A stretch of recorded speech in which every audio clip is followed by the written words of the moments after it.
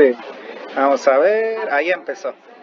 Bueno, pidiéndoles el favor a las personas que estuvieron el periodo pasado conmigo que no respondan esta pregunta, excepto los que no estuvieron el periodo pasado conmigo, sí respondan esta pregunta o intenten pensar en la respuesta de esta pregunta. Si se fijan bien, acá hay 4 funciones, F mayúscula, minúscula, H y T. Son 4 funciones. Entonces quiero que las empiecen a ver, se tomen unos segundos y piensen qué tienen de semejante, qué tienen de diferente esas funciones, porque a partir de ahí vamos a hablar del concepto de antiderivada. Empezamos con lo sencillo, ¿qué tienen en común? Esas 4 funciones o algunas de ellas. Ustedes me pueden decir, tal, tal y tal tienen esto en común o esto de diferente, no sé. Empecemos por ahí, que es una pregunta más cerrada, más compacta. Sin pena, sin pena. ¿Se notan algo en común? Se ve bien siempre, ¿verdad? Ajá. No notan nada en común ahí. Les ayudo, esta tiene coseno y esta también. Ya les di algo en común. Busquen otra cosa en común o algo diferente. Así es, de pequeño puede ser su comentario, no hay problema. A ver. Vaya, pregunta más cerrada. F mayúscula y H, ¿qué tienen en común? Las dos de la izquierda. F y H, ¿qué tienen de común? ¿Tendrán el coseno igual que estas dos? Sí. ¿Qué más tienen en común? El menos x cuadrado. El 6x también, ¿verdad? Lo tienen ambas. Esta también, mira. Y a la x también, ¿verdad? Ah, pero ya aquí tienen pequeñas diferencias, ¿verdad? Este no tiene término independiente o es 0, como lo queramos ver. Aquí está negativo 10 y aquí está 16. Esta sí como que está un poquito diferente, ¿verdad? Pero no sé si ya notaron que esta tiene algo especial respecto a las otras 3. Es la derivada. ¿Lo notaron? Sí, por si alguien no lo había notado, observen que esta es la derivada de ¿cuál? ¿De esta o de esta? De las 3, ¿verdad? Y observen este detalle bonito, como todas tienen coseno, la derivada de coseno, negativo seno. Las 3 tienen menos x cuadrado, la derivada, menos 2x. Las 3 tienen 6x, la derivada, 6. Las 3 tienen e a la x, la derivada es e a la x, ¿verdad? Que es lo mismo. Aunque tengan diferente el término independiente, pero como la derivada de los términos independientes, aunque no hay, o hay un menos 10 o un 16, ¿cuál sería la derivada? 0, ¿verdad? O sea que, no sé si están de acuerdo en la siguiente oración. F de x es la derivada tanto de f, de h, como de t. Sí, ¿verdad? F es la derivada de ellos. Entonces, así como el sentido común nos dice de antónimo, ¿verdad? De derivada, la antiderivada sería lo contrario. Si esta función es la derivada de cada una de estas, entonces cada una de estas es la antiderivada de esta. Pero ahí sucede algo interesante. En cálculo 1 aprendimos que el límite se resolvía así y la respuesta era esta. La derivada se resolvía así y la respuesta era esta. Pero ¿cómo es que esta función tiene 3 antiderivadas? Es algo novedoso, ¿verdad? De hecho, viene una pregunta ahí. ¿Habrá más antiderivadas de f? ¿Sí? ¿Qué característica tienen? ¿Qué característica tienen esas antiderivadas de f? Ya vieron qué es lo que tienen en común, ¿verdad? Y qué tienen de diferente. ¿A alguien se le ocurre cómo generalizar la forma de las antiderivadas de este? ¿Cómo sería esa forma? ¿O qué tendrían de diferente? El término independiente, ¿verdad que sí? Porque ya dijimos que este no tenía, este menos 10, 16. ¿Y qué pasa si otra tiene a pi al final? Pi es 3.14 y la derivada ¿cuál es? 0. Y si otra función es igualita y al final tiene más raíz de 3 sobre 2, también 0. O sea que lo único que va a cambiar es el último. Pero si ya le quito e a la x, ¿me sirve para acá? No, ¿verdad? Porque si le quito e a la x, este lo tiene, entonces no sería antiderivada. Tiene que tener esa misma estructura de f más cualquier otra constante.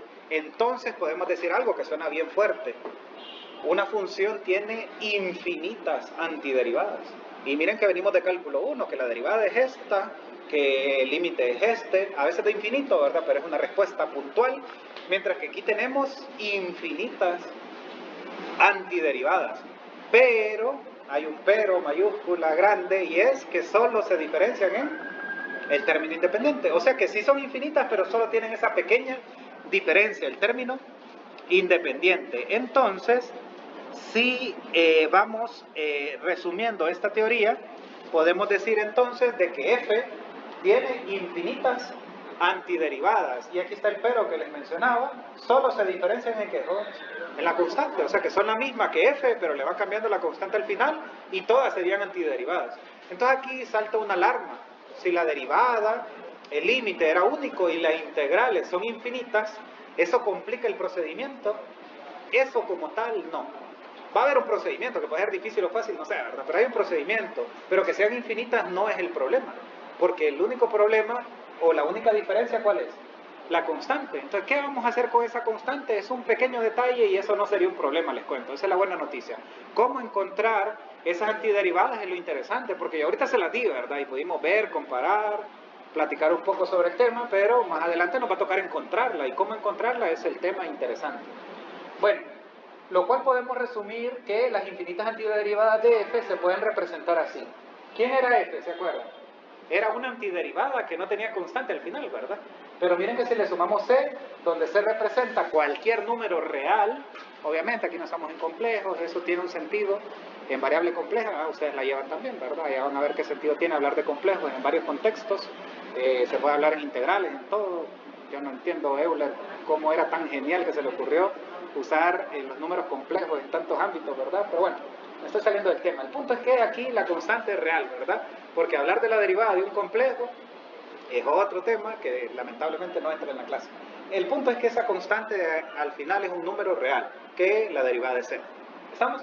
Entonces, ¿cuál será el detalle o cuál es el detalle que todos tenemos que tener claro a partir de ahora? Que una función tiene su derivada. Es única, ¿verdad? ¿Estamos?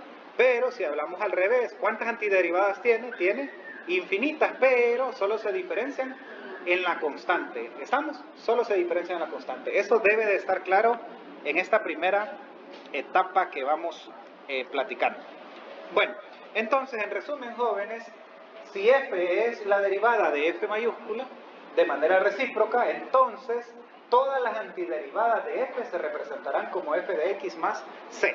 ¿Qué significa? Miren qué bonito. Si tenemos una función y queremos hallar la derivada, cálculo 1. Aplíquenle lo que quieran, lo que sepan y lo que no sepan hasta derivarla. Ahora estamos en cálculo 2. Queremos la antiderivada, que no es una, son las antiderivadas, las infinitas antiderivadas.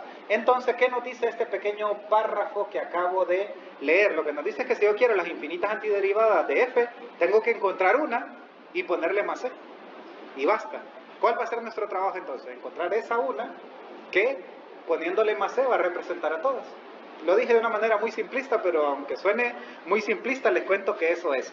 Ahora nos tenemos que preguntar algo más importante. Y ojo, no solo, como estudiantes de matemáticas, no solo debe de importarles, se aplica esta técnica, este problema es bien difícil y lo supe hacer y lo resolví, fue el único que lo hice. No se trata de eso, ser un estudiante de matemáticas. Se trata de profundizar el trasfondo, para qué sirve, como ecuaciones diferenciales, que es una genialidad. Ven aquel montón de modelos y ustedes empiezan a resolver y ven el uso de todo lo que han aprendido desde álgebra 1 hasta cálculo 2. Es bien bonito en ese sentido, pero el otro trasfondo al que me refiero es lo que significa. Por ejemplo, yo tengo el hábito en cálculo 1, resolvemos casi cualquier límite y ya les pongo la gráfica para que digan, eso que resolvimos representa esto. O sea, que le demos un sentido, ¿verdad? Ahora, podemos filosofar hasta de lo más pequeño en matemáticas, y eso es lo bonito, y por qué la filosofía está tan vinculada. Bueno, Descartes, ustedes saben que era gran filósofo y gran matemático, ¿verdad? Y tan tecnicista, ¿verdad? A lo que quiero llegar es a lo siguiente. Nosotros desde niños aprendemos a sumar, ¿verdad? En prebásica nos enseñan que es agrupar, ¿verdad? Las cosas, pero ya más adelante nos enseñan que hay un símbolo, ¿verdad que sí? Entonces quiero hablar de dos cosas, el operador y la operación. La operación que aprendemos de niños es la suma, ¿estamos? ¿Y el operando cuál es? El operador. El símbolo más, ¿verdad? Entonces aprendemos que esa agrupación que hacíamos en prebásica, ahora en primer grado, representa un signo más y que se hace una suma y que luego la resta se quita y todo eso que vamos aprendiendo, producto y que llegamos a séptimo grado y empezamos con raíces, potencias, negativos, etcétera, etcétera, etcétera. Entonces, cuando hablamos de derivada, pues ustedes vieron las nomenclaturas, ¿verdad? La de Newton, que es la más fácil, con la comita, la de Leibniz, que va con d de x y todo eso, ¿verdad? Había una nomenclatura para derivada, por ende tiene que haber una simbología o una nomenclatura para integral. Entonces, cuando nosotros tenemos el número 25, es un simple número, pero si le ponemos la raíz encima, ¿qué significa? Que le tengo que encontrar la raíz. Y como nosotros a estas alturas ya es obvio, pero si nos ponemos a filosofar, ¿qué es sacarle la raíz a 25? Es encontrar otro número que multiplicado consigo mismo de ese que está dentro de la raíz. Raíz de 25, 5. Ya para nosotros es obvio, pero pensemos en el trasfondo. Entonces ustedes dirán, ¿y por qué comenta eso? Aquí tenemos que tener también un símbolo que nos indique que andamos buscando todas las antiderivadas de una función. Entonces les cuento que aquí el símbolo tiene dos partes.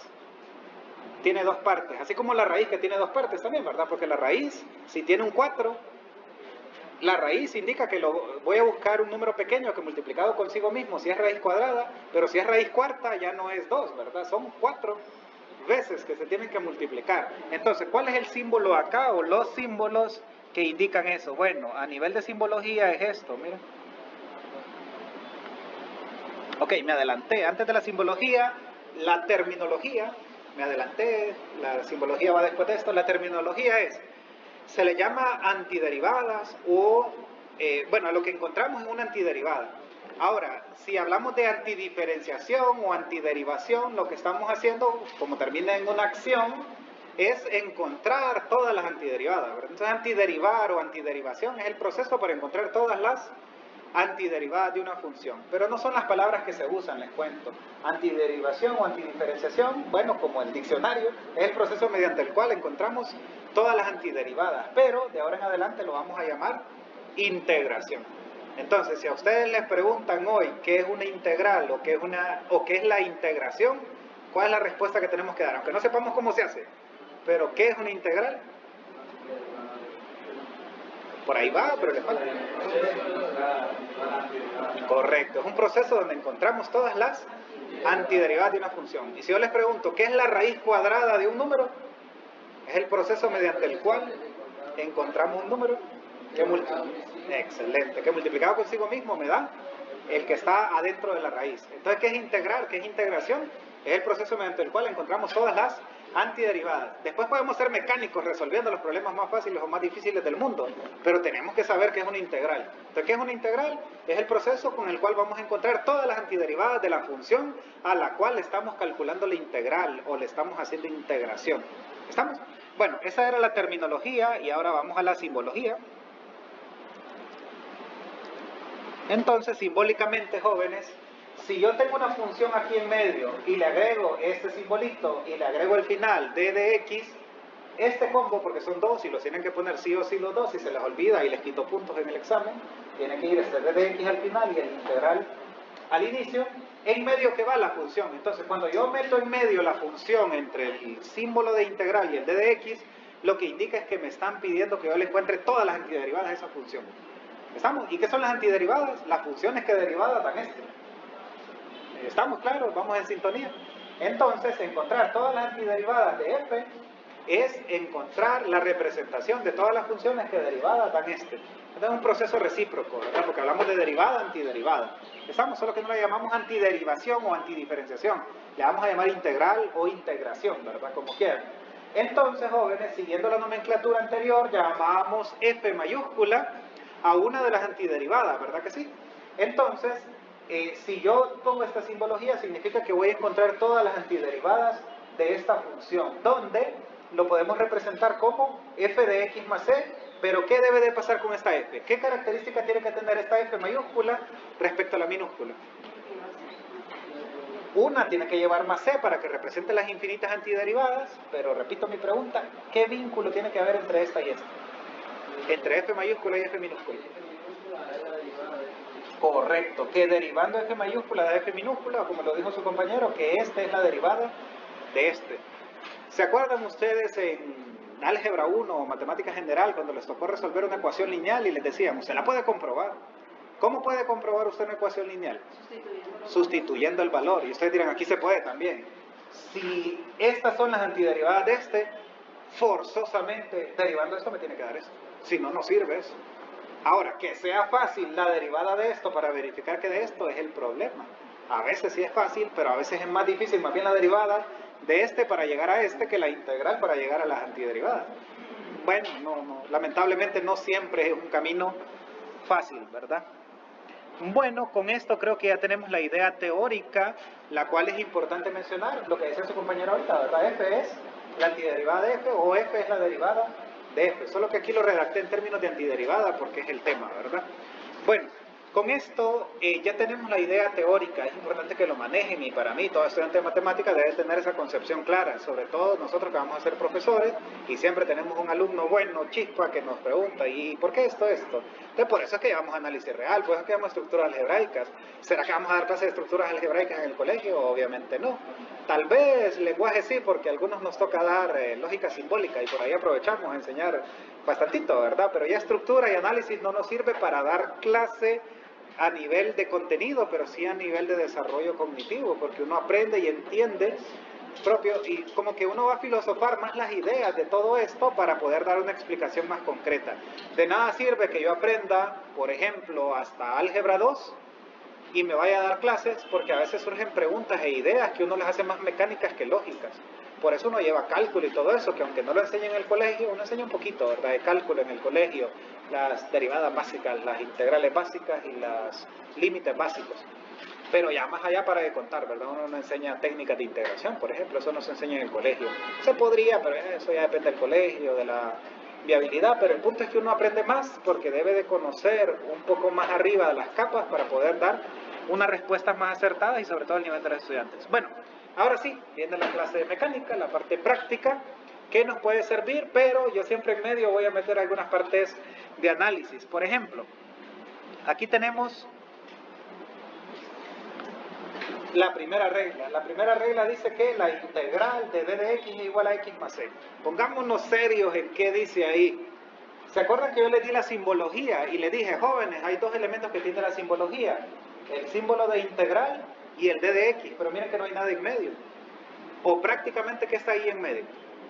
Un 1, ¿verdad? Excelente, tenemos un 1. Pero yo en la forma general que está acá arriba tapado, perdón, yo les dije que eso era f de x, ¿verdad? O sea que la función aquí prácticamente es y igual a 1, o f de x igual a 1, la constante, ¿verdad? 1. ¿Estamos? Entonces miren qué me dice esta propiedad. Me dice que la integral de 1, que se puede leer como integral de d de x, el 1 se asume como obvio, la integral de 1, d de x, dice que es x más c. ¿Se puede demostrar esto? Sí. Así como cualquier clase de lógica, de teoría de números, que hay demostraciones, aquí se puede hacer demostraciones también. No vamos a hacerlas todas porque no es clase de análisis, pero las que son fáciles, inmediatas o que tengan algo potencial, las vamos a hacer. Entonces, aquí dice que es x más c, o sea que la integral de la función 1 es las funciones lineales x más una constante, x más 3, x más 5, x más 7, x más 9. ¿Cuál creen ustedes que sería una estrategia para demostrar eso? Miren que me estoy metiendo a demostraciones, no a una propiedad y que la apliquemos. ¿Cómo demostrarían de que esto es cierto? ¿Se les ocurre alguna estrategia? ¿Están de acuerdo todos? ¿Por qué? Porque supuestamente la integral de una función es otra si la derivada de esa otra coincide con él. ¿Ven cómo el trasfondo teórico nos ayuda enormemente? Derivemos esto, derivada de x, 1, derivada de c, 0. Entonces la derivada de todo esto es 1, que es el 1 que está acá. Miren qué sencillo es. Es una propiedad bastante inmediata, no es tan trascendente porque es algo demasiado particular. La integral de 1 no lo voy a ocupar siempre, pero cuando la ocupe va a ser x más c. Entonces miren qué bonito, ahí está la demostración. ¿Quién sería f minúscula entonces? El que está acá adentro, 1. ¿Quién sería f mayúscula el que está afuera? X. Y miren que la derivada de f es 1, la derivada de x más c es 1, con lo cual este x más c, ¿verdad?, representa todas las antiderivadas del de adentro que es 1. Entonces miren qué bonito, x más c, sea cual sea c, la función puede ser x más 7, x más 20, cualquiera, pero derivándolo siempre va a dar la función 1. No es tan interesante a nivel de propiedades porque es una propiedad extremadamente particular, es la integral de 1, pero la voy a ocupar más de una vez, entonces tiene un sentido. Y lo más bonito, la explicación, ¿verdad? Que entendamos y que vayamos usando el concepto de integral, ¿verdad? Que es el importante. Aquí vienen propiedades muy parecidas a las de límite y de derivadas que eran muy como estructurales. Por ejemplo, ¿se acuerdan que el límite de una suma era el límite del primero más el límite del segundo? O la derivada de una suma, que era la derivada del primero más la derivada del segundo. Como que lo podíamos segmentar. Les cuento que las integrales también. Solo que ojo con la nomenclatura.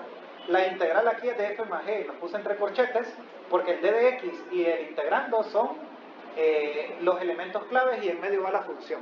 Pero miren que cuando se separa la integral de f y la integral de g, cada una lleva su d de x. ¿Por qué? Porque cada integral tiene que llevar ese símbolo de integral y el d de x. Pero aparte de eso, lo puedes ver de una manera más obvia, que es con la distributiva también, ¿verdad? Pero yo lo quería decir en el sentido de la nomenclatura, integrando d de x, integrando d de x. No voy a entrar mucho en detalle porque, en primer lugar, no me acuerdo mucho de la historia, pero lo que sí les puedo decir por encimita es que este símbolo nace del concepto de sumatoria. Pero el concepto de sumatoria, ¿verdad? Que es el símbolo que conocemos, que es sigma mayúscula, si no tengo mala memoria. Ese símbolo de sumatoria, resulta que en integrales yo necesito hacer sumatorias, lo van a entender mejor en la clase de mañana. Yo necesito hacer una sumatoria, necesito hacer una suma, pero esa suma tiene un problema. ¿Verdad que en estadística, no sé si han usado sumatorias en otra clase, no se me ocurre ahorita en cuál otra, teoría de números, pero eran finitas, pero bueno, sumatorias, cuando ustedes tienen sumatorias, se le llaman contables, porque van de uno en uno, ¿verdad? El I va tomando valores de 1, 2, 3, pero tenemos problemas acá, porque los valores no va tomando valores de 1, 2, 3, va tomando valores en un intervalo. Después de 1, ¿quién sigue? ¿No? ¿Quién sigue después de 1? En sumatoria sí, perdón, pero en un intervalo, imaginen el intervalo de 1 a 3, ¿quién sigue después de 1? ¿No? Vamos, tenemos el intervalo de 1 a 3, imagínense esos infinitos números ahí. Después de 1, ¿quién sigue? Después de 1 sigue 1.000000000 y un 1 ahí al final. No se puede ni escribir, por eso me imagino que algunos no lo pudieron decir. Y ustedes dirán, ¿y eso qué tiene que ver? Las sumatorias tienen que ser contables. 1, 2, 3, 4. Pero las integrales, les cuento que cuando ocupé por suma, lo van a terminar de entender mañana, es una suma consecutiva. Y como después de un número ni puedo decir quién sigue, entonces lo que hicieron es que en vez del símbolo de sumatoria lo pusieron como alargado, para dar a entender que acá hay una continuidad. Hay una continuidad en un intervalo y no hay saltos. Más o menos por ahí nace la idea del símbolo también. Bueno, entonces esta propiedad es fácil. Una diferencia importante entre la primera y la segunda propiedad es que la primera propiedad resuelve el problema. La integral de 1 x más c. Pero esta no me la resuelve, me lo fracciona. La integral de dos cosas es la suma de las dos integrales individuales. O sea que me fracciona el problema, pero no me lo resuelve. Y como me lo fracciona, queda el símbolo de integral. ¿Verdad que usted no tiene el símbolo? Porque ya es la respuesta. No cometamos el pecado que cometíamos en séptimo grado, o al menos yo. Raíz de 25, 5, y le dejábamos la raíz ahí. No sé si les pasó a ustedes, a mí sí. Raíz de 25, 5, y le dejaba la raíz ahí encima. Entonces aquí pasa que muchos estudiantes hacen la integral, ahorita que es la única que les he dicho, de 1, y le dejan integral x más c. No, si ya le sacaron la integral, no se lo pongan. Aquí le están calculando la integral, no, aquí la están fraccionando. Entonces, ojo con esa diferencia significativa. Tenemos una tercera propiedad. Esta se parece mucho a la de derivadas y creo que no les va a sorprender nada porque es muy parecida a las derivadas. ¿Se acuerdan cuando tenían que derivar 4x a la 3? Ustedes lo hacían de un solo, pero empecemos cuando lo aprendieron por primera vez. La derivada de 4x a la 3. El 4 se mantenía y de x a la 3 se derivaba, ¿verdad? Se bajaba el 3x, se le restaba 1 y luego este 4 se multiplicaba por lo que diera. Aquí se hace lo mismo. Cuando hay una constante, se puede incluso técnicamente... ¿cuál sería la palabra? Literalmente se saca del símbolo de integral, miren, y me preocupo por integrar lo que tiene variable x. Entonces la constante puede salir y esperar un momento a que se resuelva esto y después se multiplica con ella. ¿Estamos? Pero si está multiplicando, ojo, esa constante, si está multiplicando puede salir de la integral y después multiplicarse con lo que resulte de acá. ¿Sí? Entonces, tanto la segunda como la tercera no me resuelve la integral, me la fraccionan un poquito. La primera me la fracciona en dos partes y la segunda me quita, entre comillas, un pequeño estorbo, una pequeña constante para que no esté ahí molestando y me preocupo por la integral de lo que tiene variable. Más o menos por ahí va la cosa. Ahora tengo una cuarta propiedad que es una que generaliza estas dos, las une y las generaliza. Una suma prolongada y que cada uno tenga una constante a la par. Esa sería nuestra cuarta propiedad. El primer renglón dice, si yo quiero integrar una función 1 por una constante 1, más una función 2 por una constante 2, más una función 3 por una constante 3, hasta así, una enésima función por su constante, o sea, imagínense que tienen un problema extremadamente largo. Ustedes lo pueden fraccionar en n partes. La primera parte, aprovechen a sacar la constante por la propiedad 3, y la propiedad 2 la estamos usando al fragmentarlo todo, ¿verdad?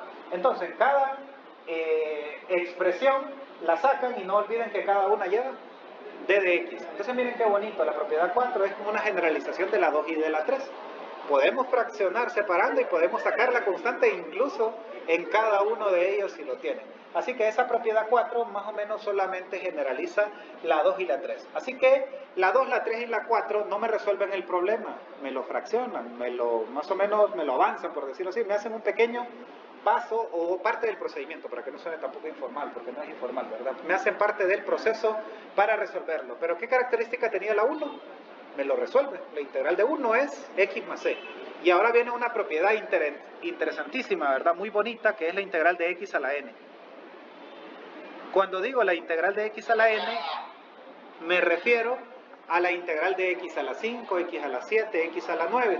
Bueno, aquí no voy a entrar en detalle como Leitol, pero si les gusta esto del análisis, que lo van a necesitar sí o sí en su clase de análisis real, pero si desde ya les gusta un poco la parte de análisis, les cuento que Leitol, a pesar de que es ingeniero, digo a pesar, ¿verdad? O sea, no es un matemático puro, es un ingeniero, pero maneja y domina mucha formalidad matemática, tanto que se le nota en su libro porque hace demostraciones. Entonces ahí se le nota que tiene esa potencialidad de matemática formal más que un simple ingeniero. Lo digo por lo siguiente: cuando vemos x a la n nos preguntamos, ¿n es natural? ¿N es entero? ¿N es racional? ¿N es irracional? ¿Verdad que nos hacemos esa pregunta? Es lo primero, como en teoría de números, ¿verdad? O en estructuras, que nos preocupa el intervalo, donde ese conjunto tiene sentido. Les cuento que acá el libro de Leitol empieza haciéndolo con números naturales. Lo empieza haciendo con números naturales, con el número 1, 2, 3, 4, 5, usa productos notables y unos detalles ahí bien bonitos, y demuestra esta propiedad de acá. ¿Estamos? Que es la que yo voy a hacer dentro. Bueno, la voy a leer porque no quiero atrasarme en eso, quiero irme a la parte práctica. Ya lo traigo hecho, entonces se lo voy a leer dentro de poco, pero considerando que n es un número natural. Entonces se hace la derivada bien sencilla, aunque el mío creo que incluye el otro, sí. Bueno, el punto es que esto, Leitol lo va haciendo primero con naturales. Más adelante en el libro, no se lo toma así a la ligera, más adelante en el libro lo empieza a hacer con racionales. Y termina generalizando algo para irracionales. Yo, para no complicarles la vida, se los digo directamente, n puede tomar cualquier valor, pero distinto de negativo 1. ¿Por qué creen eso? Me haría 0 él. El exponente no importa, ¿verdad? Porque si da 0, acá sí importa, ¿verdad? Dividir por 0, ya sabemos, cálculo 1, la enorme historia que tiene cuando se divide por 0, límites infinitos y todo lo demás que conllevó la división por 0. El punto es que esta regla que están viendo, jóvenes, aplica para cualquiera. O sea, ¿qué quiere decir esto? Que puede ser fracción, que puede ser negativo, que puede ser positivo, que puede ser irracional incluso. Lo único que no puede ser es negativo 1. Ya les voy a explicar por qué más adelante, al final de la clase, pero una obviedad es que si aquí es negativo 1 más 1 da 0 y dividir por 0 pues no se puede, ¿verdad? Entonces no aplica en este caso. Y ustedes dirán, ¿y qué pasa en ese caso? Lo voy a explicar al final de la clase. Si se me olvida, me acuerdan. Pero cuando no es negativo 1, esta es la regla. X a la n más 1 entre n más 1 más c. Miren qué rara, porque uno siempre, o al menos yo cuando llevé cálculo 2, siempre quería ver las antiderivadas como lo contrario de derivar. Y es lo obvio, ¿verdad? Entre comillas, pero no siempre es un proceso tan recíproco, no siempre es un proceso tan así al revés. Porque uno dice, en derivadas, yo restaba 1, aquí sumo. Podría tener sentido, ¿verdad? Pero ¿a quién bajábamos aquí? A n, ¿verdad? Sí, ¿se acuerdan que bajaba el n a multiplicar, verdad? Y aquí dirían ustedes, el n pasa a dividir. También tiene sentido. Ah, no, pero es n más 1. Entonces ahí donde uno como que no le cuadra un poco, pero miren que la demostración nos dice lo siguiente. ¿Cómo demostramos el primero? Que era cierta la propiedad, la número 1. ¿Cómo la demostramos? Derivando esto. Entonces, eso vamos a hacer ahorita. Derivemos esto. Obviamente n va a representar cualquier número distinto de negativo 1, ¿verdad? Y la demostración sería esta. Miren, jóvenes. Bueno, saco rapidito. F minúscula sería el de adentro y F mayúscula sería el de afuera, ¿verdad? ¿A quién tenemos que derivar? A este. ¿Y qué nos tiene que dar? Este. Veamos si es cierto. Aquí lo traigo hecho para no atrasarme. Entonces aquí tenemos la función. Si yo saco, porque aquí sería como un cuarto, un quinto, un sexto, porque esta es constante, ¿verdad, jóvenes? No es variable, n es el exponente, es un número. Entonces si yo lo saco como coeficiente, 1 entre n más 1 por x a la n más 1, no es la derivada, ¿verdad? Es solamente un reordenamiento, como lo queramos llamar. Ahora sí, si lo derivo, esta es una constante que se mantiene, ¿Cuál es la derivada de x elevado a la algo? Se baja el exponente, se copia la base y se le quita 1. Entonces miren qué bonito, el de acá que se bajó es justo el que está acá, se cancela, y el n más 1 menos 1 es x a la n, entonces ya vimos que en verdad esa expresión x a la n más 1 entre n más 1, derivada da el x a la n, y lo podemos generalizar, y lo bonito es que como lo hicimos en términos de n, eso aplica para x a la 7, x a la 1 millón, x a la negativo 3 cuartos, x a la negativo 7 octavos, aplica para cualquier x a la n, esa lógica ahí, excepto negativo 1, porque no podría cancelar 0 entre 0, ¿verdad? Tampoco, ahí es otra parte del sentido que tiene. Entonces miren qué bonito que esa es la demostración de que como la derivada de la respuesta coincide con el argumento del integral, con lo de adentro del integral, pues obviamente f de x más c serían todas las antiderivadas, o sea, x a la n más 1 entre n más 1 más c serían todas las antiderivadas. Algo que no he enfatizado es lo siguiente, cuando uno encuentra la antiderivada, siempre va el más c. Tal vez no lo he enfatizado porque solo tenemos dos propiedades, ¿verdad? Que nos llevan a la respuesta. La 2, 3 y 4 no, ¿verdad? ¿Qué hacen la 2, 3 y 4? Nos fragmentan, ¿verdad? Pero la 1, x más c. Ahí estaba el c. Y la última, x a la n más 1 entre n más 1 más c. ¿Verdad que sí? Miren. Bueno, ahí no, sino aquí más arriba. Más arriba. Miren, más c. No lo he enfatizado, pero es importante. Miren, un poco dramático voy a sonar, pero no sé si ustedes me darán la razón. Si yo quito ese más c, técnicamente, ¿qué estoy quitando? Estoy quitando una constante, pero en el sentido de la respuesta, le estoy quitando la constante a la respuesta, pero ¿qué significa eso? Le quité las infinitas, o sea que encontré el que una sola. Entonces usemos regla de 3, si me tenía que hallar infinita y solo me hallaron una, ¿cuántos puntos le tengo que dar? Con regla de 3, 1 entre infinito, y en cálculo 1 aprendimos que eso es 0, ¿verdad? O sea que si no le ponen el más c, sacaron 0 puntos, ¿o no? Bueno, no, obviamente no voy a ser tan mala gente, ¿verdad? Porque el más c sí representa las infinitas antiderivadas, y ustedes solo me encontrarían una, siendo teóricos, eso sería cierto, pero obviamente el más c es la generalización, ¿verdad? Y si se le olvida a alguien, para mí cognitivamente no es como por decir así, algo que amerite un 0, ¿verdad? Sino que amerita que pierda puntos, porque el más c no se le tiene que olvidar, es algo técnico, pero tampoco es que le voy a quitar todo o la mitad, ¿verdad? Le voy a quitar ahí, si vale 5 le quito un punto, si vale 7 le quito 1.5, qué sé yo, le quito alguito ahí, ¿verdad? Pero le tengo que quitar porque no es correcta totalmente y nos tenemos que acostumbrar a poner el más c. Bueno, les cuento que apenas con esas 5 propiedades, son o 6, ya me confundí, no 5, ¿verdad? Apenas con esas 5 propiedades las podemos considerar básicas y arrancar a hacer varios ejercicios, les cuento.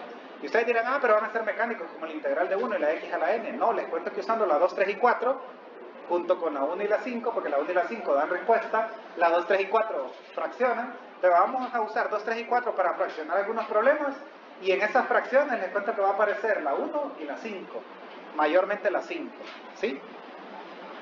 Ya van a ver. Empecemos por esta, que yo sé que la están viendo un poco obvia, pero bueno, hay que decirlo.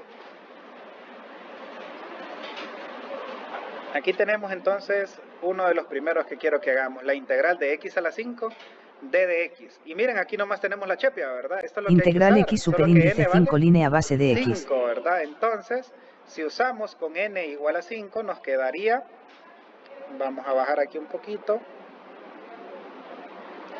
Entonces, miren, si es x a la n y es x a la 5, entonces, ¿cuál sería la respuesta? Sería igual a fracción x elevado a la n, que es 5, ¿verdad? Más 1 entre 5 más 1. Y no olviden el más c, porque ese representa. Y ustedes dirán, así de fácil es. Sí, solo voy a dar dos pequeños detalles. Uno, cuando tengan práctica para terminar este primer parcial, ustedes ya van a haber practicado esto junto con varias cosas más, ¿verdad? Así que ustedes ya pueden poner x a la 6 sobre 6. Incluso esta no considero o no aconsejo que lo dejemos así porque no ayuda en otros procesos. Lo que más ayuda en otros procesos es que le saquemos ese 6 como un sexto para que se mire el coeficiente de la variable x a la 6. ¿Estamos? O sea que ustedes más adelante van a hacer esto de un solo. Si en la guía De un solo quieren poner esto, no hay problema. O si lo quieren hacer por partes en la guía, porque van a empezar la guía desde el lunes que se las entregue, y lo quieren hacer así de a poco, no hay problema. Pero ya en el examen tienen la libertad de hacerlo por pasitos o de un solo. Pero como siempre digo, si alguien lo hace de un solo, es bajo su propio riesgo que si se equivoca por alguna suma mal hecha mentalmente, pues le va a salir malo, ¿verdad? Así que, pero estas pequeñas aquí no creo que haya mucho problema, ¿verdad? Así que, ¿cuál es la integral de x a la 5? Un sexto de x a la 6 más c. Y no olvidemos la comprobación. Hago comillas porque no los voy a obligar, como en álgebra no nos obligaban a hacer comprobación, creo yo, ¿verdad? Espero que no. Aquí no se les obliga a hacer comprobación, pero cuando puedan hacerlo, aprovechen como para practicar un poquito. Si esta es todas las antiderivadas de x a la 5, ¿qué significa? Que derivando esto, ¿qué me tiene que dar? X a la 5, derivemos a ver si es verdad, el 6 baja, se cancela, ¿verdad? Y queda x a la 6 menos 1, x a la 5. ¿Y la derivada de c? 0. Entonces miren que estos son problemas, entre comillas, obvios, básicos, porque son los primeros, se hacen fácil. Hay algunos que nos complican un poco, pero se pueden comprobar un poco rápido, pero hay otros que son tediosos y sale más tedioso a veces incluso la derivada que la misma integral que se está desarrollando. Pero cada vez que puedan, háganlo, ¿verdad? No hay ningún problema. Bueno, aplicando entonces la propiedad, ya resolvimos la integral de x a la 5. Ahora vamos a hacer la integral de 4x a la 7 d de x. Integral 4x superíndice. Vamos a ver, ahí lo tenemos, miren. ¿Qué les recuerda esto? ¿Alguna propiedad? Hay que sacar la constante. Era una de las propiedades, ¿verdad? Creo que era la 3 o la 4. No, la 3, ¿verdad? La 3. Entonces, la propiedad nos dice que podemos sacar ese 4 de la integral, pero en la integral queda x a la 7 y no olviden el d de x. ¿Usamos la propiedad para fragmentar? Sí. ¿Me lo resolvió? No. Pero me ayudó. ¿Y en qué me ayudó? Que lo que queda ahora a la derecha del 4 es la integral de x a la n. ¿Verdad que sí? Entonces la respuesta sería 4 por la integral de x a la 7, que es x a la 7 más 1 entre 7 más 1 más c.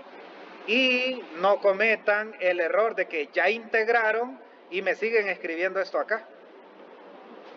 Me siguen escribiendo el símbolo de integral. Es el mismo error que yo cometí de niño, de raíz de 25, raíz de 5. O sea, le saco la raíz y se la dejo ahí el símbolo. Es lo mismo como que ustedes me escriban esto con el símbolo de integral. Ya la sacaron la integral, ¿para qué se lo ponen ahí? Hay algunos que se lo ponen aquí en medio, pero sí se acuerdan de quitarlo al final, ¿verdad?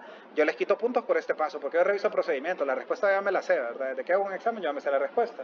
Entonces, yo reviso procedimiento y si en este procedimiento, en esta parte, escribieron esto, les quito algo, ¿verdad? Pero si solo lo cometieron una vez, puede que no les quite nada, pero si es un error recurrente, por ahí hago una sumatoria de los pequeños errores y les quito algo, ¿verdad? Entonces, por favor, tengamos cuidado en eso. Bueno, siguiendo la lógica anterior, quedaría 4 por x a la 8 sobre 8, ¿verdad? Más c, y sacando el 4 con el 8 son 4 octavos, pero desde ya creo que lo podemos simplificar, ¿verdad? Sería 1/2 de x elevado a la 8 más c. ¿La integral de quién estábamos sacando? 4x a la 7. Derivémoslo a ver si nos da 4x a la 7. Aquí nos quedó 8.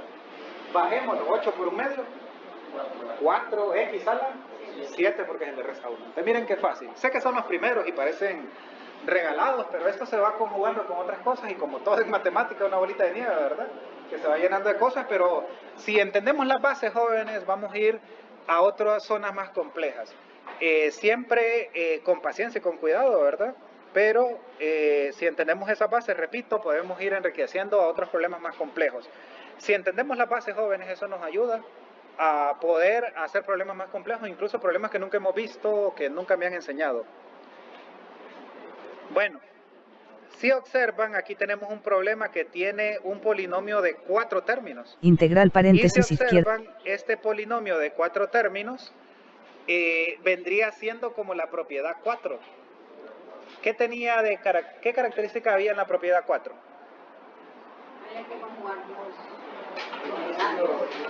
Había que conjugar dos propiedades. Y la función que se integraba, ¿qué característica tenía? Usted me está dando la respuesta. Mi pregunta es, ¿qué había dentro del integral? Y ya llegamos ahí dentro de poco. ¿Qué había dentro del integral? Había suma de varias funciones con sus constantes. Y como adelantaba a veces, ¿verdad? Lo que sigue ahora, ¿qué es? Aplicando la propiedad es separar cada una de estas, en este caso es un polinomio de 4 términos, serían 4 integrales. Pero, ¿qué había que hacer? Lo que decía a veces al inicio de la conjugación, ¿verdad? Usar esas dos simultáneamente. Si yo separo en 4 integrales, ¿qué característica tiene la primera integral? Se le saca la constante, ¿verdad que sí? Bueno, permítanme que se me apague la compu. Quedan pocos minutos, pero cuando se me apaga la compu no se guarda la grabación.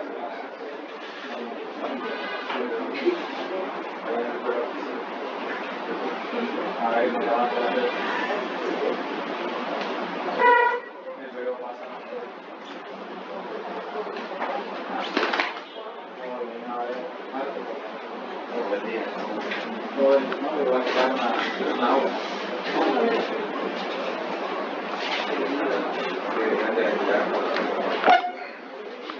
Ok, entonces no olviden cuando tengan una expresión, no digo un polinomio, porque no necesariamente es un polinomio. ¿Se acuerdan el primero que les di como ilustración de la idea antiderivada? Era una expresión que tenía coseno, tenía exponencial.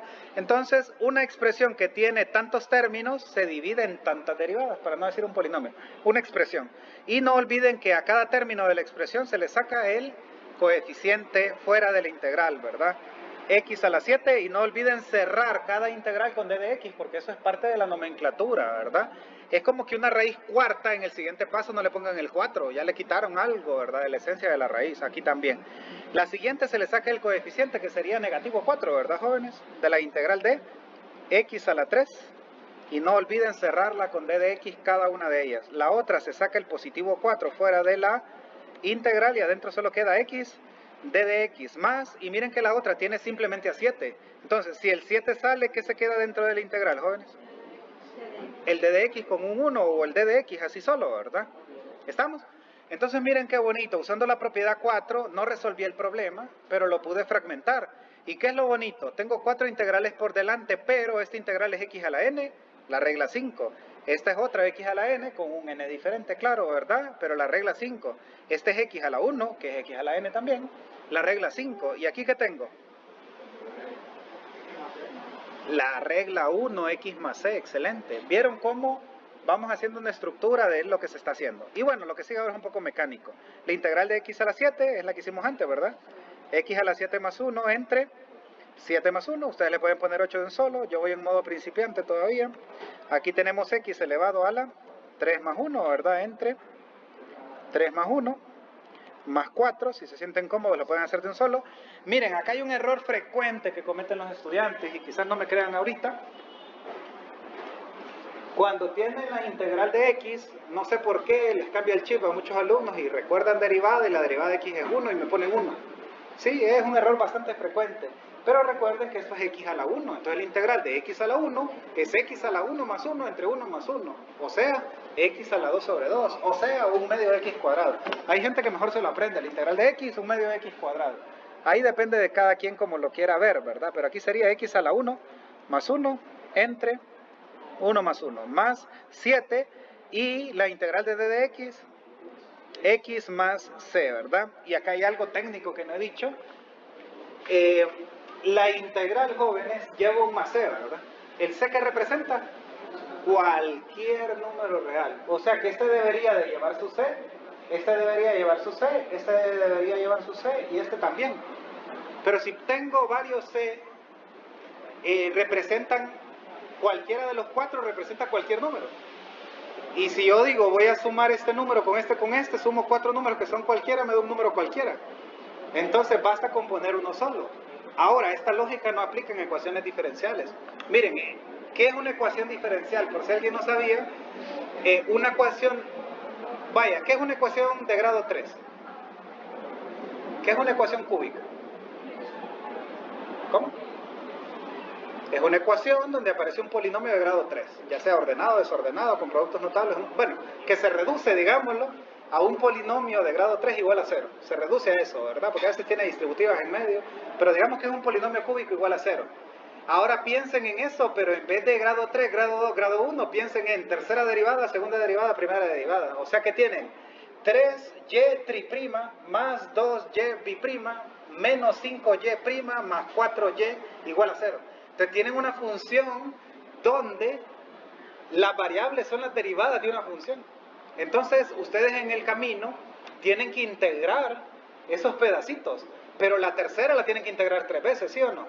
Entonces, ¿qué pasa? Ahí van apareciendo constantes, pero esas constantes sí importan, porque la constante de la primera derivada no es la misma que la de la segunda ni de la tercera, la integral y derivada. Entonces, allá sí importa, se le pone C1, C2, C3. Aquí no importa, porque son cualquiera de una sola y la suma de varios cualquiera es uno cualquiera, para decirlo de manera más sobrada. Bueno, entonces, de todo el relajo que dije ahorita es para decirles que solo se pone una C, ¿verdad? Bueno, terminando esto sería 2 por x a la 8 sobre 8. Voy en modo principiante. Si ustedes se sienten cómodos haciendo de un solo, por mí mejor todavía, ¿verdad? X a la 4 sobre 4 más 4 por x a la 2 sobre 2 más 7x más c, ¿verdad?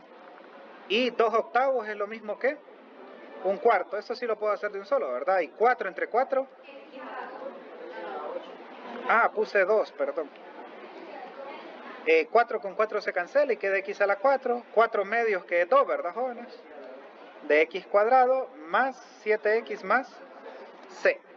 Entonces, si observan, jóvenes, nos estaban pidiendo la integral de ese polinomio, en este caso que es polinomio, y esa integral nos dio ese resultado que están viendo ahí, ¿verdad? Un octavo menos, tarara, tarara. Podemos verificar, podemos comprobar esta también, por suerte es un polinomio y nosotros derivábamos cada rato polinomios en cálculo 1, ¿verdad? Entonces, derivada de este, el 8 baja, 8 por un cuarto, 2x a la 7. Baja el 4 acá, negativo 4x a la 3. Miren qué bonito, exactamente eso. Bajamos acá 2 por 2, 4x a la 1. Y derivada de 7x, 7. Y de la constante, 0. Entonces miren qué bonito, se puede verificar. Obviamente al ir avanzando, los problemas son más complicados, más largos y no todos se pueden verificar. Bueno, este problema fue un poco largo, pero la secuencia fue de elementos bastante sencillos. Ahora vamos a dos problemas que son bastante cortos, pero que tienen elementos, a mi parecer, más bonitos que este de acá. Entonces, si se fijan bien... Integral empezar fracción. Si se fijan bien, tenemos la integral de 1 entre x a la 4 d de x. Dentro de las reglas que les di, ¿había alguna para división? ¿Verdad que no? Bueno, les anticipo, no existe. No existe una regla para división en integrales, lamentablemente. Entonces aquí tenemos que hacer uso de todo nuestro conocimiento algebraico, propiedades, estrategias, factorización, productos notables, cualquier propiedad que pueda ser útil, debemos de intentar pensarla. Por ejemplo, ¿verdad que 1 sobre x a la n también se puede escribir como x a la negativo n? Y esta estrategia, por suerte, no es la primera vez que la usan, ¿verdad que la usaron bastante también en derivadas? ¿Sí? Si tenían la derivada de 1 entre x a la 3, en vez de aplicar regla de cociente, le ponían x a la menos 3 y le salía en un pasito. Aquí también aplica, solo que aquí no tenemos plan B, no tenemos regla de cociente. Allá por lo menos teníamos la opción, ¿verdad? Aquí no, aquí es casi obligatorio esto.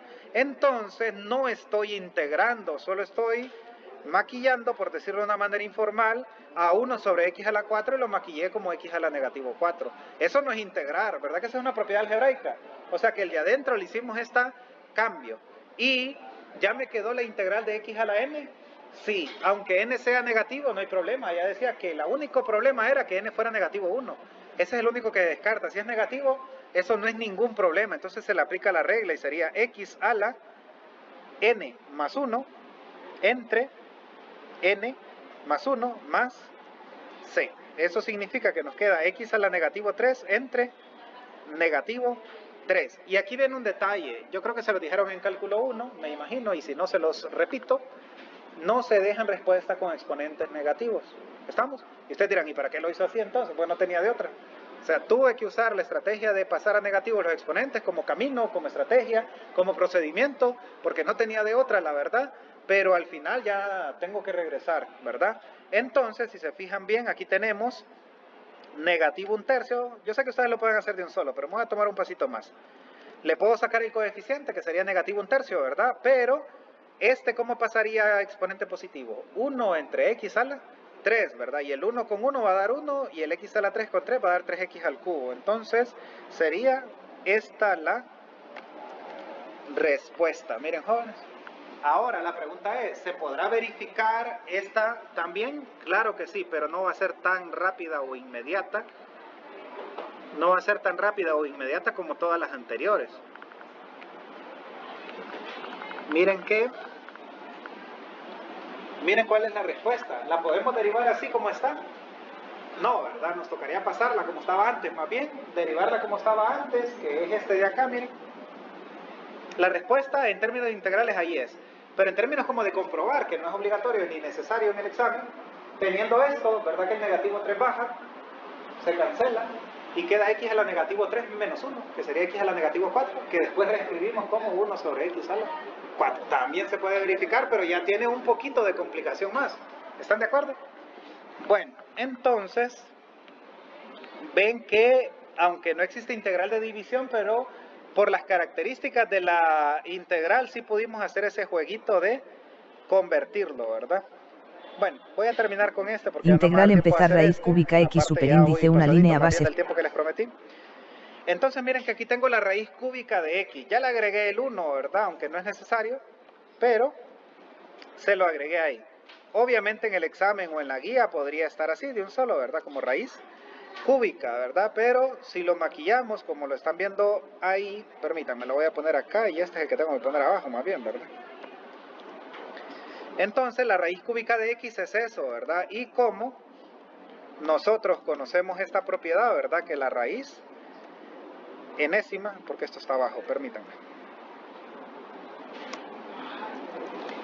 Nosotros sabemos, ¿verdad, jóvenes? Que la raíz enésima de x elevado a la m se puede convertir en potencia fraccionaria, ¿verdad que sí? Lo usábamos bastante para derivar. Si había una raíz, no podíamos derivar con la raíz, lo teníamos que pasar a fracción, que era x a la ¿cuánto? ¿M entre n o n entre m?